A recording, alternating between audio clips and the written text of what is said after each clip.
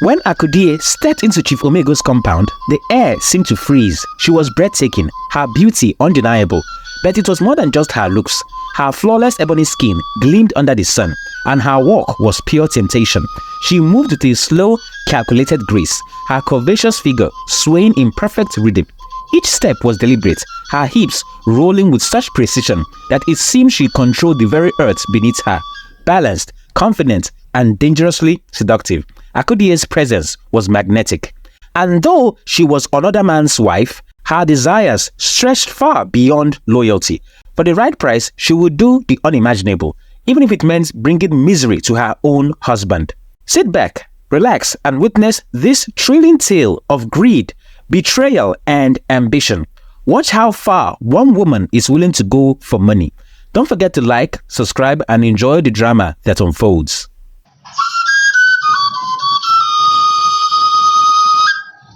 Akudiya's loud voice echoed through the narrow alleyways of their rundown apartment in Lagos. The heat of the afternoon was unbearable, but even that was no match for the heat of her words. "Esonchukwu," she shouted at her husband, "look at you, you're a disgrace. How can a whole man like you, who once boasted of being a rich Lagos big boy, be sitting here like a wet fowl?" Akudiya threw her hands in the air dramatically. Esonchukwu stood, looking at his cuffed shoes like they held the answers to the universe. He tried to open his mouth to respond, but his wife, Akudiya, was faster. "Ah, please shut up before you start to remind me how rich you were in the past. I get am before no be property o," she shouted. In the corner of the small room, their 3-year-old daughter, Adanna, looked up from her tattered doll, her tiny voice breaking the silence. "Mama, Papa is trying." Akudiya spun around and pointed a finger at the little girl and said, "You too, Adanna, always supporting your father. Oh my God, look at what poverty has done to me," Akudiya said with disgust. Esonchukwu shifted in his seat, finally finding the courage to speak. "Akudiya, you know I have been trying. Things were good before." "Good? Ha! We are good. We are good," she interrupted, rolling her eyes. "That's exactly the problem. Good in the past. What use is that now? Can I eat the memories of your wealth, Esonchukwu? Can I wear on my head as a gele to the market? Tell me," Akudiya shouted at her husband. Esonchukwu stood. His tall frame looked diminished, as though Akudiya's words had physically shrunk him. He rubbed his face with his hands and said, "The fact remains you were part of my downfall. You got the nickname Akudiya because I allowed you to squander my money, and as a result, my business collapsed due to your expensive lifestyle. Now we are living in a one-room apartment, and as it is, I can't even afford this one room, so we have to go back to the village. At least there, we won't have to pay this ridiculous Lagos rent.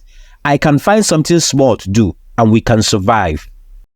Akudiya squinted at him, as if he had just suggested they swim across the Atlantic Ocean. "Survive? In Mbanago village? You want to drag me, Akudiya, back to that dry, boring village? With what face will I return, eh?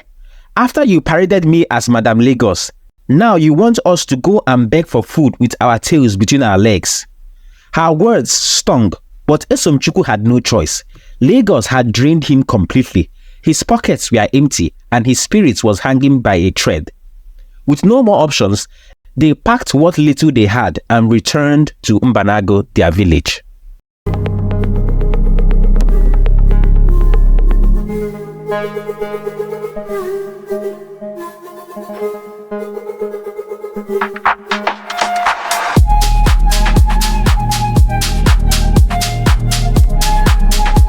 The journey back to the village was miserable. Akudiya complained the entire way, her voice ringing in Esonchukwu's ear like a mosquito that wouldn't go away. Even Adanna, sitting close to her dad in the bus, offered more sympathy to her father than her mother ever would. "Don't worry, Papa, it will be better," she whispered, patting Esonchukwu's hand gently. When they arrived in Mbanago, the air was thick with the smell of roasted corn, and the wide dirt paths wound lazily through fields of cassava and yam. The men in the village gathered under the old Iroko tree, their usual spot for chatting and chewing kola nut. As they watch Esomchukwu and his family walk past with their belongings, they exchange glances. One of them nudged the man next to him and whispered loudly, "Ah, see, Esomchukwu, the Lagos big boy, how the mighty have fallen." Esomchukwu overheard him and burned with embarrassment, but he kept walking. Akudiya, however, held her head high, as if daring anyone to mock her. She may have been brought low, but in her mind, she was still superior to all these village people.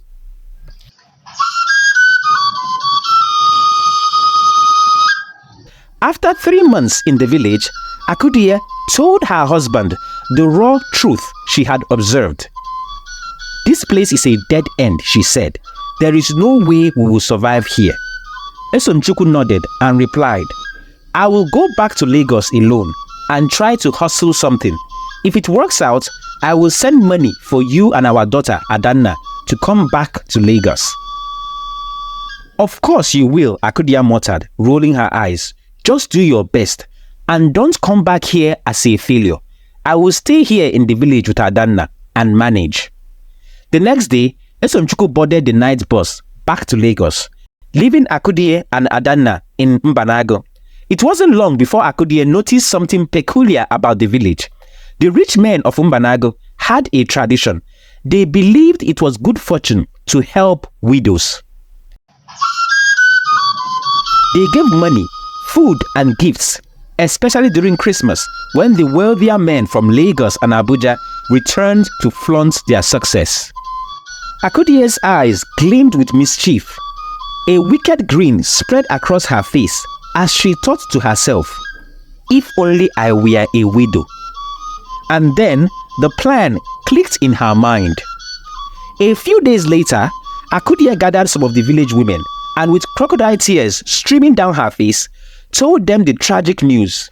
"Ah, my people, my husband, my Esomchukwu, he's gone. He died in a terrible accident in Lagos. The car caught fire and there was nothing left, not even a body to bury. Oh, my heart." She wailed, clutching her chest in a dramatic fashion that would have won her an award in Nollywood. The village women gasped in horror, their hands flying to their mouths. "Chineke!" Such a tragedy, they shouted. Words spread like wildfire. Soon, the men of the village began offering Akudiya money and help.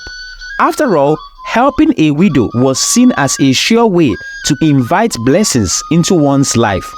Akudiya played the part of a widow perfectly. She even dressed in black, her face solemn as she counted the money given to her. Over time, Akudiya was swimming in cash. Life was good again.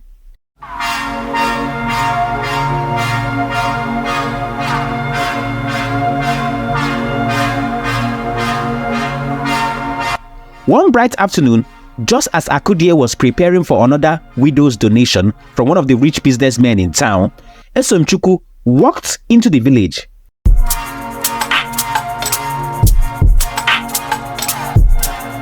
The villagers froze in shock on seeing Esomchukwu alive. Esomchukwu's eyes widened in confusion as people stared and pointed at him like he was a ghost. Esomchukwu approached one of them. "Why is everyone looking at me like this?" he asked. The man he was asking stammered, but you are dead."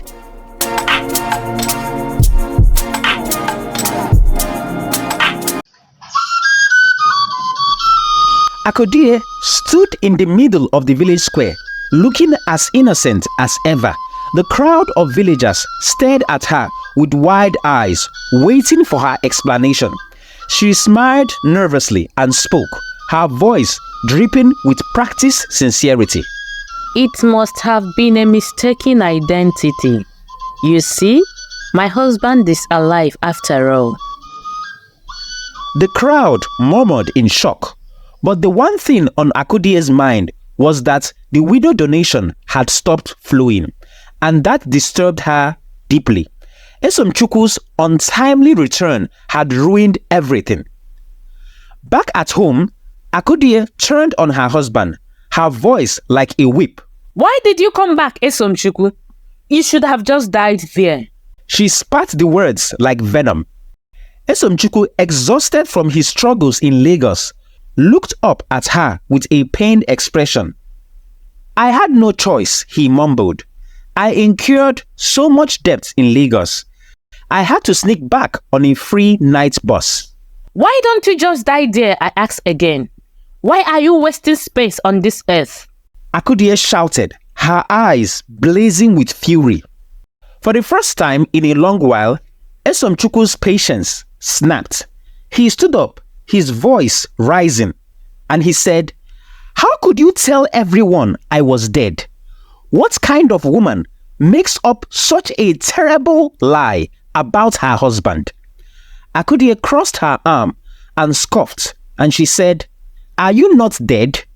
A man who can't take care of his family is as good as dead.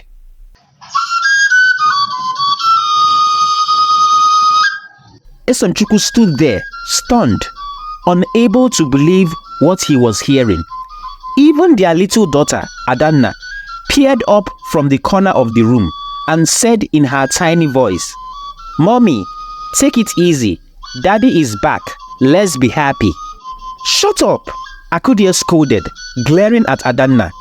Adanna's lips trembled, and she ran to her father, tears in her eyes. Esomchukwu, holding his daughter, looked at Akudiya, his wife, with disbelief on his face, and said, real widows need that help, Akudiya. You are stealing their blessing by pretending I am dead. Am I not worse than a widow? Akudiya shot back, her voice dripping with self-righteous indignation. I am stuck with a man who's no better than a corpse. I deserve that help more than anyone. The intensity in the room was thick, with Akudiya glaring down at her husband as though he were the enemy, and poor Esomchukwu couldn't argue anymore. He was broken. But Akudiya wasn't done. No, not by a long shot.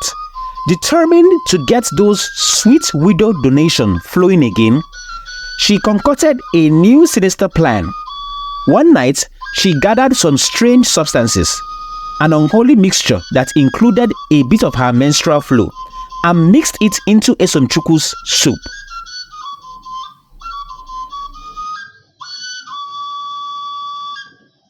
The next morning, Esomchukwu fell terribly ill, unable to even stand up.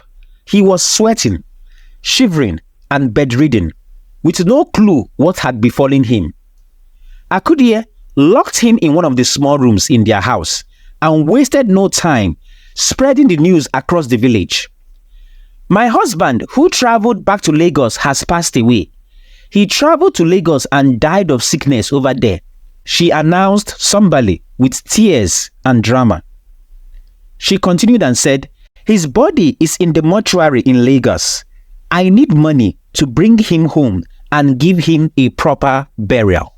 The villagers, once again full of pity, began donating to her cause. The rich men, especially those with a soft spot for helping widows, flocked to Akudiya with offerings of money. Chief Omego, one of the wealthiest men in the village, even asked for her to visit his mansion so he could personally support her.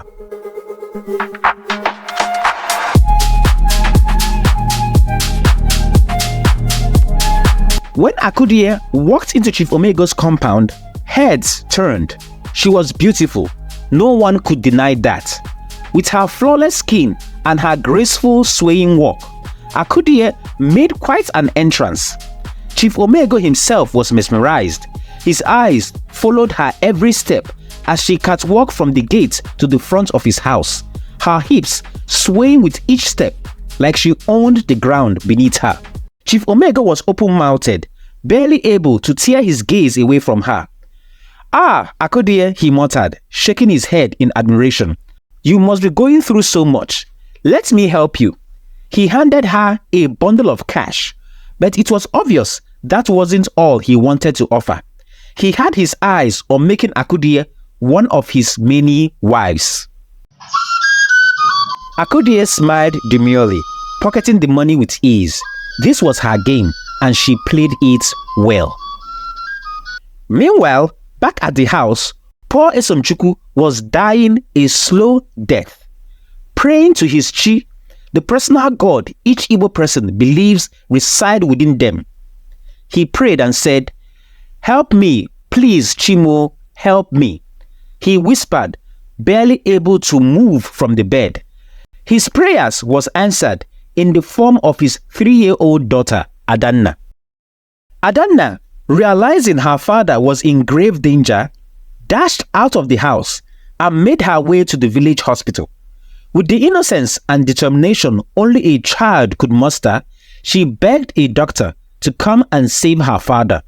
The doctor, seeing the desperation in her eyes, quickly called for an ambulance. Esomchukwu was rushed to the hospital just in time.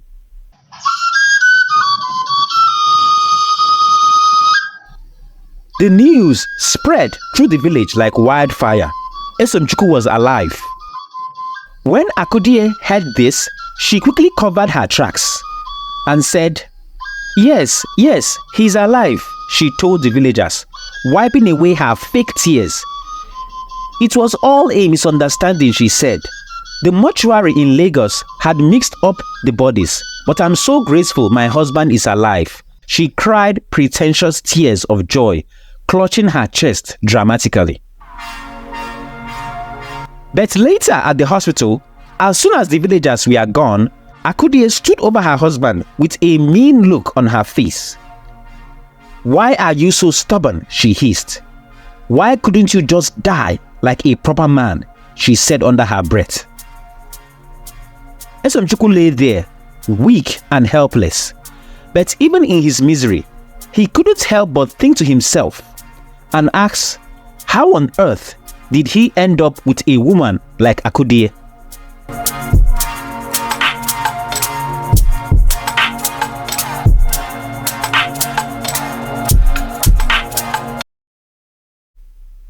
Akudiya had grown accustomed to the sweet taste of widow donation. Each time she heard the rustling of naira notes, her heart danced. The admiration from Chief Omego had added more spice to her life. The rich chief had promised her marriage, but the promise came with a condition. Esomchukwu had to be truly dead. The chief's disappointment when he found out Esomchukwu was still alive was like a dagger to Akudiya's heart. Desperation set in. Akudiya, with her darkened mind, hatched an even darker plan. She knew some rough boys in the village, Fire and Storm. Strong, fearsome men who terrorized Mbanago village like thunderstorm. Fire was gigantic and muscular, while Storm, his partner in crime, was also quite muscular with a wicked look on his face. They were known for their dangerous lifestyle in the village, and she needed their services. With enough money in hand, Akudiya approached Fire and Storm and offered them a deadly deal. "I need him gone permanently," she said, her voice cold as ice. Fire and Storm agreed, the lure of easy cash being too tempting to resist. Days later, they caught Esomchukwu walking alone along the lonely paths of the village. They ambushed him, dragging him into a nearby bush. As they prepared to finish him off, Esomchukwu, terrified, pleaded,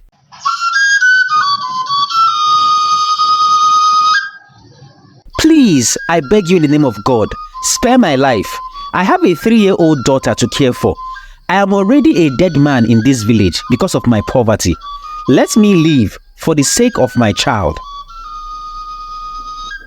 Fire and Storm were hardened criminals, but his words struck something deep within them. For a brief moment, they hesitated, yet business was business. Fire pulled the trigger, and Esomchukwu fell to the ground, and they fled the scene, leaving him for dead. Fire and Storm reported to Akudiya and collected their balance.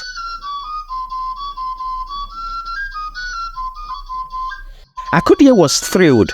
She wasted no time rushing to Chief Omego's house, where she celebrated her impending widowhood.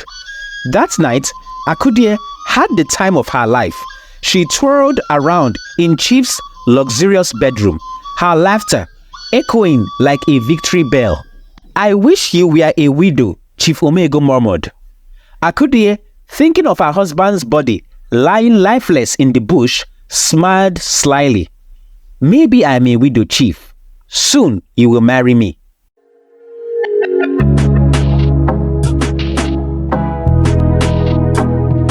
Meanwhile, Adanna was at home all alone. She had a feeling that something had gone wrong with her daddy. It was dark and he was not yet back home. The poor little girl got on her knees, crying her heart out in prayer. "God, help my daddy. He is poor, but he's a good man. Please, don't let anything bad happen to him." Her innocent voice trembled with faith, piercing through the heavens.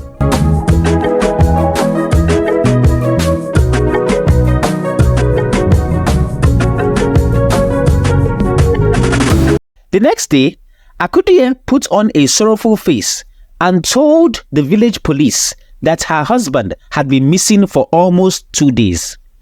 A search party was organized and she performed her best act yet. Crocodile tears flowed freely from her eyes as the villagers searched the village for Esomchukwu. The searchers stumbled upon him lying in the bush, his body covered in blood and dirt.